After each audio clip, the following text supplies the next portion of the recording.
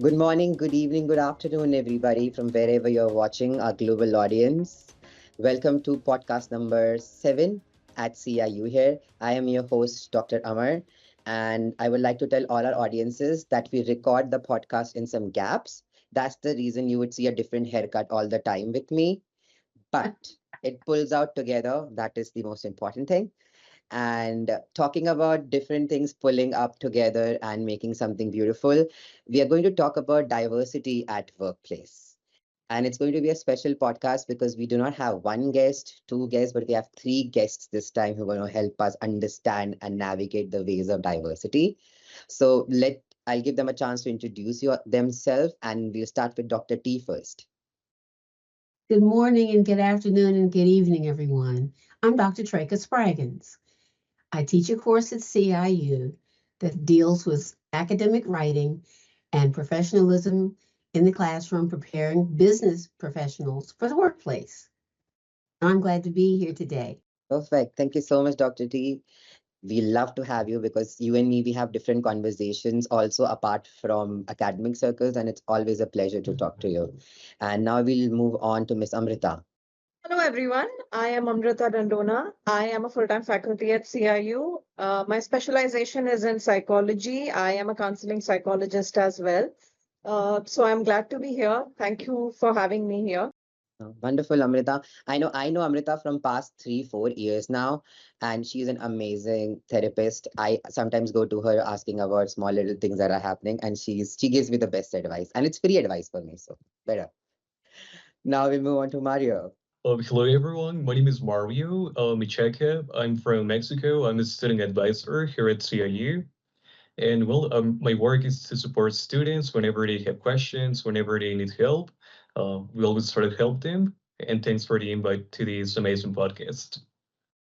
You're welcome, Mario, and we look forward to listening your views on how do you think diversity is there, how we can navigate and flow diversity, and how we can enhance diversity at workplace as well. So the first thing that I would like to ask you guys is how important do you think what is the important role of diversity in any organization? We're not talking about this organization or that organization or where we all work at, but what do you think is the importance of diversity at any organization these days? Well, from my perspective, the beauty of diversity is the platform for growth, development, and expansion. A diverse workplace means taking the walls away, barriers, or any encumbrances that would keep an individual or a group or a team from learning and becoming a whole lot better at what they do.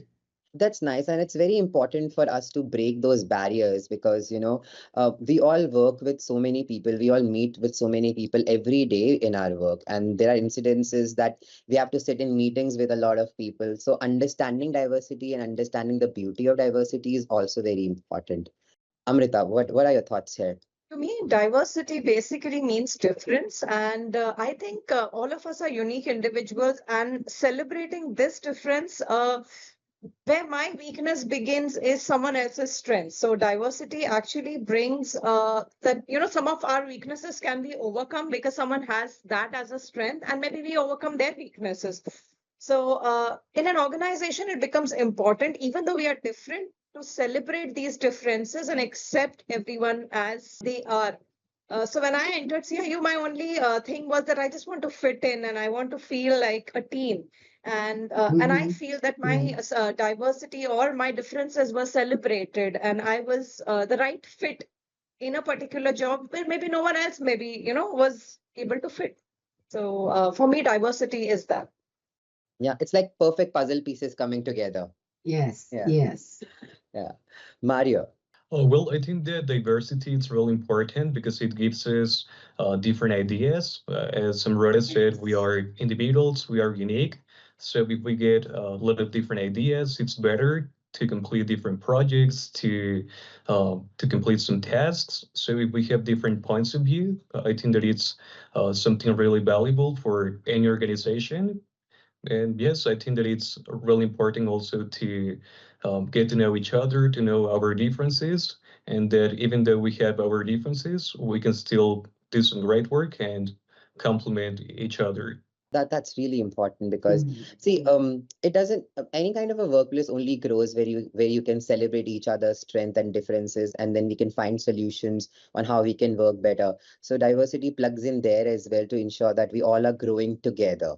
And we're building a community basically of people who are much more happier, people who look forward to go to their work every day, and people who are a positive contributor to the organization. Yes. Um, One thing that like a very recent example. So I was not well last week, so I went down to my doctor's, and I was just talking to my doctor, and my doctor told me that it's like a bug, it's like a flu that's going around, Mm. and it's affecting a lot of people. And in that just 2 minutes of conversation, I just couldn't help to wonder that how similar we are and how different we are at the same Mhm. time. So these days we are in 2024. So we all are in this modern world. And I think everybody who's sitting here comes from different generations. So we all Yes. know, we all have seen, like I might have not seen diversity evolve that much as Dr. T would have. But the 2024 era that we all live in, the differences based on gender or race or color or maybe religion are no longer a Mhm. point of conversation in an organization. What I want to ask and what I want to know, and I think our audiences would also like to know, is what are the recent diversity barriers that we think we should be more aware about? From my opinion, we may need to become more aware of culture and language.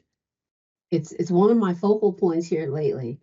Thanks to CIU, I'm being re-exposed at this time in my life and in the area that I'm in growth and development to an expanded platform of people who literally come from everywhere.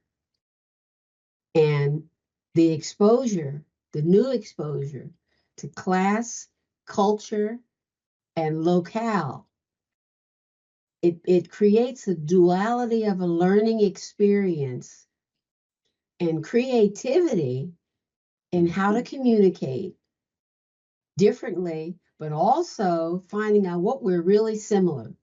To Mm. put a viewpoint on the bug that three of us had, and we're three in totally different parts of the world, and we had the same bug. You Yeah. and I, and one of our student advisors. I won't call her name because she and I work so much together, she's probably exhausted.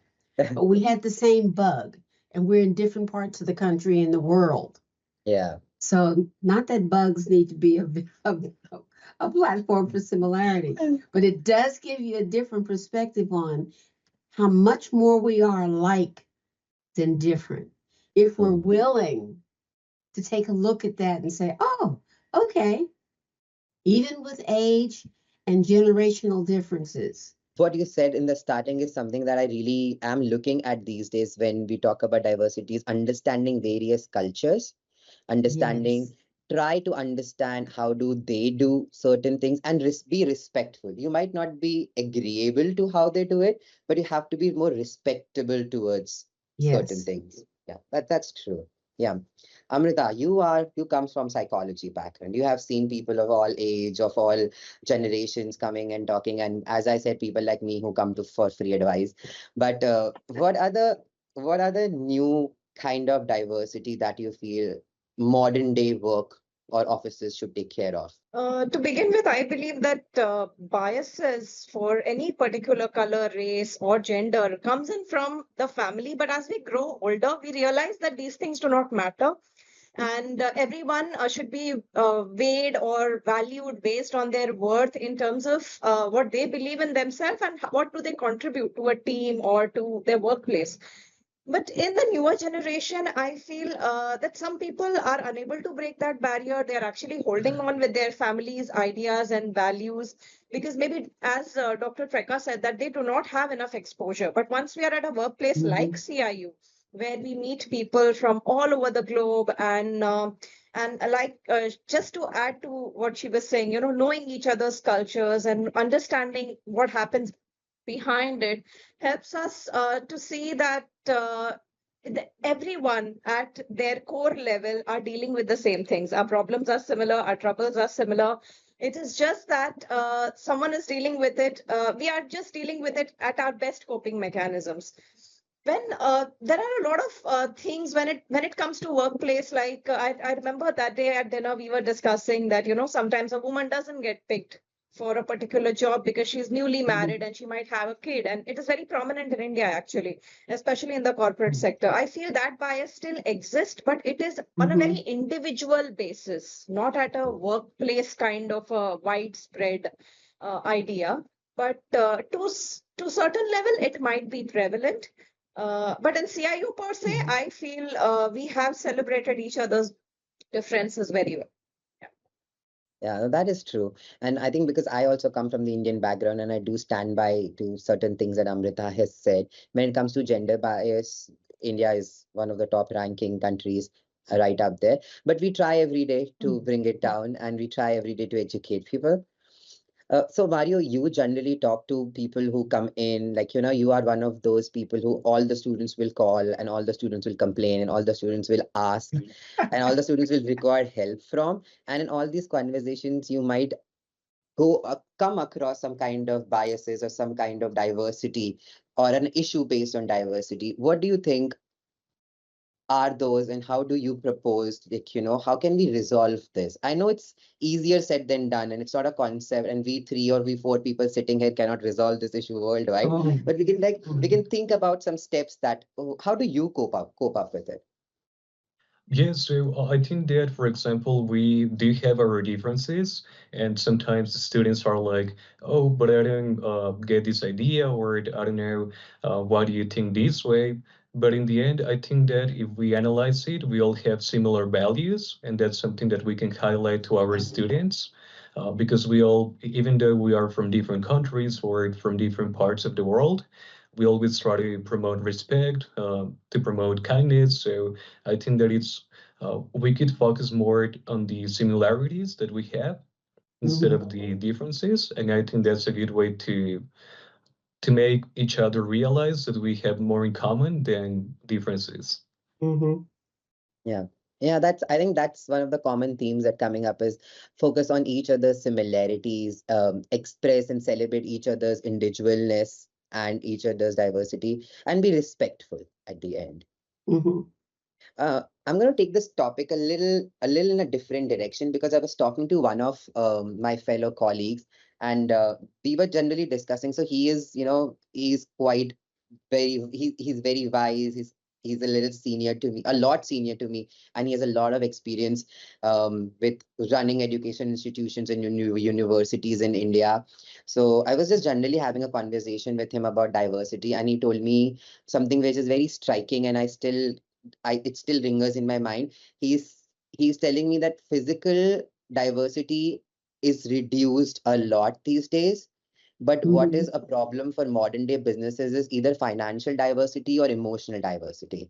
So to make it much more, easier, differentiation based on color, body structures, gender, age is have now reduced a lot, but a diversity is being seen in people's emotional quotient and also on the pay structures or although on the amount of income they are generating. So we see financial diversity and we also see emotional diversity.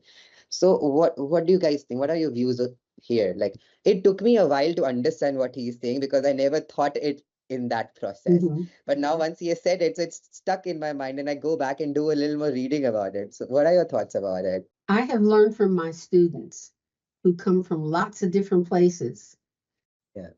The difference in how certain things are valued specifically related to money from where they come from and what money and value has here in the United States, which is where I have been born and reared and raised, even though I come out of a cultural and ethnic experience.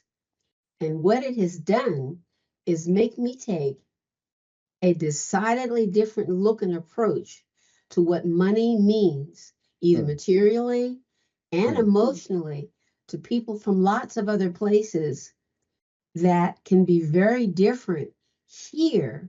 What I've also learned is a different set of values and why they're important to quality of life, as well Hmm. as the learning and living experience.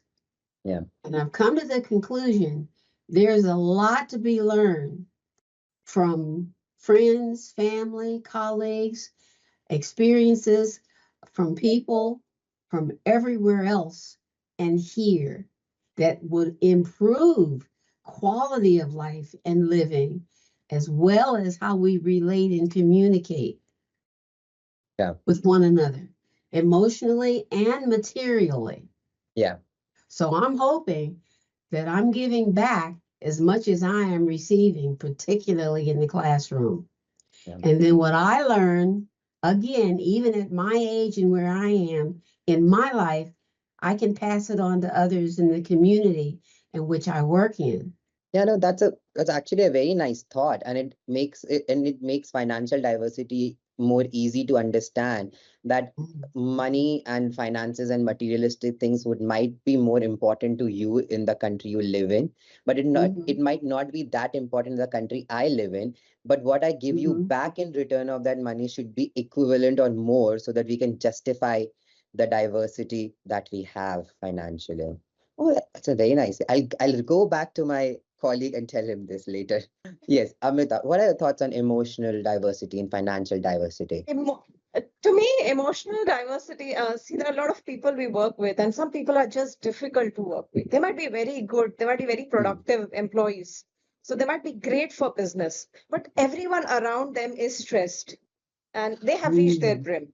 So with such people, other employees become unproductive because they don't look forward to coming to work. So emotional quotient is Mhm. extremely important, and I believe that all organizations look for a team player nowadays rather than Mhm. always looking for a Mhm. leader, because they already Yep. they're full with leaders. They want someone Mhm. who's a team Mhm. player who will take the team forward and who Yep. will just fit in the team. And I feel similarly, your emotional quotient also somewhere determines your own self-worth, and that will Yeah. determine your financial, the disparity you have based on, do I feel I'm worthy enough to get this much pay? If I am, I will negotiate for that amount of money.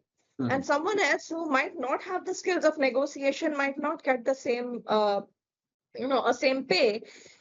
At least that is very prominent in some of the cultures where your negotiation determines how well you get paid. Yeah, that is also one of the important point. I think all comes back to communication. How Mhm. easily can you Yes. communicate what you can deliver? Yeah. Yes. Mhm. Yes, Mario. Again, you talk to people more than we all three combined talk to people. Oh, okay. So yeah, I think that financial diversity, as Dr. Treka said, we come from different backgrounds. Maybe money is not as important for me as it could be for a student or for a different coworker. So I think that also being aware of our different backgrounds, it could also help us to understand how we see money, how we see also our emotions, because it also depends on the cultural background, how we deal with different emotions or with different situations. So I Mhm. think that being aware of that could also help us to communicate effectively. So I think Yeah. that always before saying something or before doing something, we should take a step back and to analyze how the other person would feel or how the other person would react so that we can plan how to deliver the message, how to deliver the news. And I think Mhm. that's a good way to communicate effectively. And that's also, again, I think it's important to learn communication and also to be respectful about each other's culture and communicate in a Mhm. manner that is culturally sound is quite important.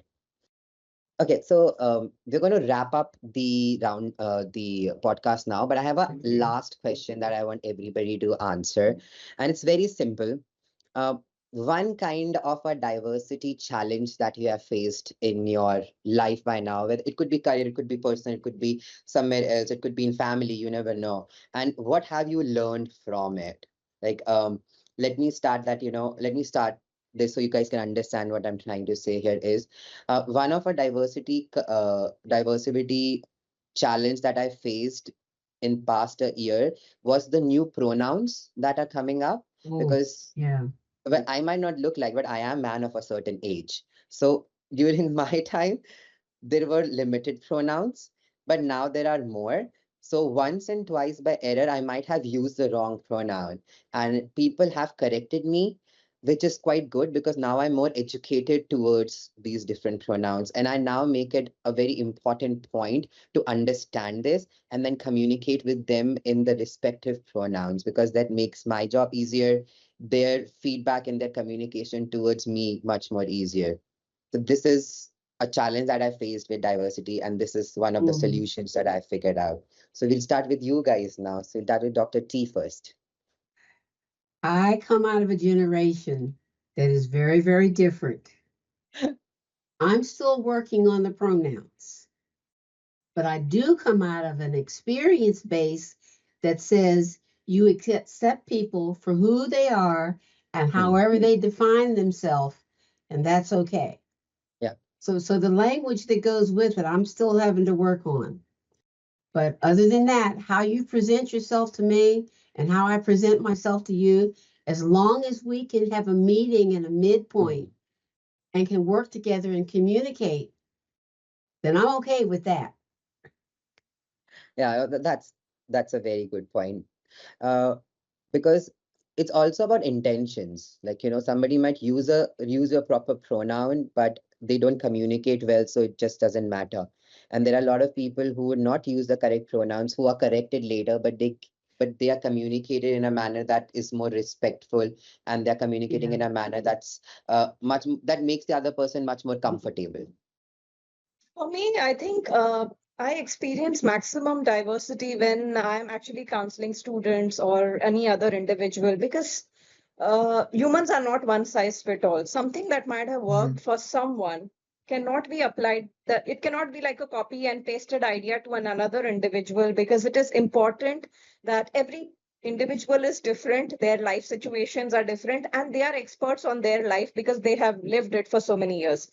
Mm. So, as an outsider, understanding them and then giving the right, or rather showing them the path which might work. Again, it is a trial and error process, and we all are different. So, for me, I feel diversity comes in there where sometimes a idea or a path that I mentioned might become offensive for some people because they believe that no, I cannot be this person.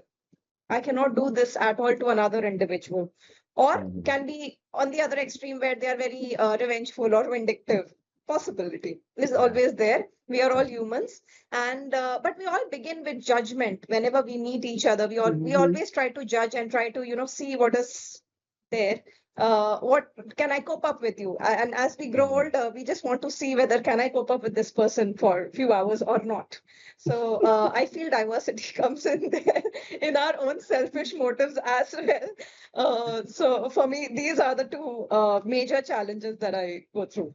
Mario, challenges with diversity. Yeah, something that I think I have noticed is the age differences and also Hmm. how we perceive diversity.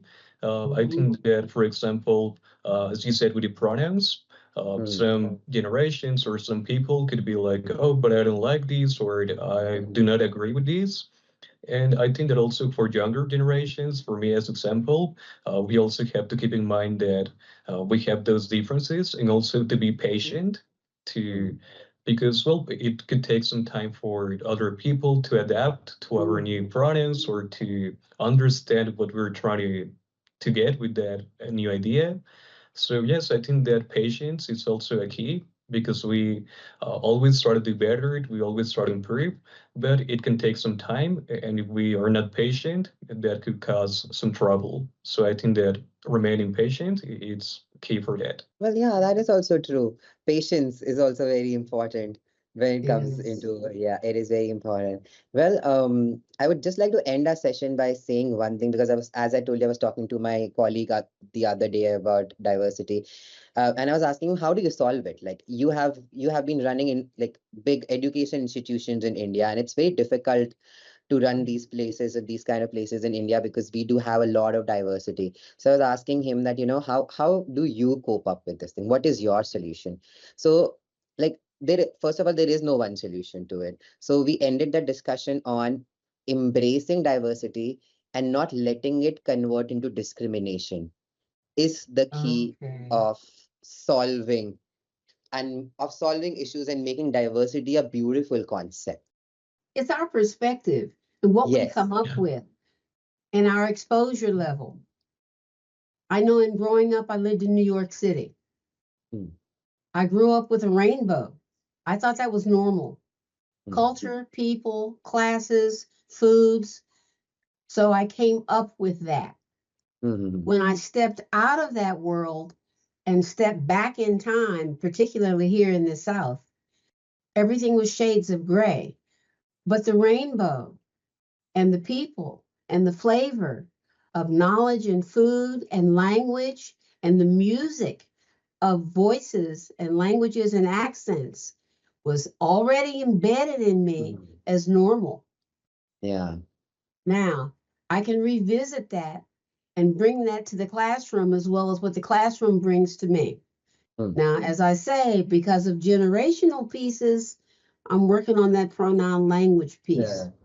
But I came up with acceptance of who and what you are and Mm. looking different, dressing different, being different, and sounding different, I thought was normal.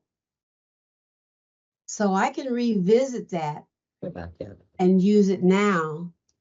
And it's okay for me. It may not be okay for others. And those Mhm. are the folks that you have a distance from Yeah. because they're not growing. And even at the age and state I'm in now, I'm still growing and developing. Oh, But that's again, that's what's yeah, positive. that's positive. I think what we can come up with this discussion today was communication, being respectful, being patient, and Yes. having a beautiful perspective to understand people. Perfect. Well, thank you so much, everybody, for being here and giving us the amount of time you have. I know diversity at workplace is a topic which cannot be covered in 30 minutes or 20 minutes or 5 minutes or 10 minutes. This would require us a discussion for years and years. But still, you guys gave us a lot of beautiful insights on this thing. And I really, really appreciate you guys being here. Thank you so much, everybody. Thank you. Thank you. Yeah, Thank Okay. you thank you, all. team. Thank you for the invite and also Yes. for an amazing team. And I think that I'm always grateful for being able to work with different people from different backgrounds. So I think that it's something amazing.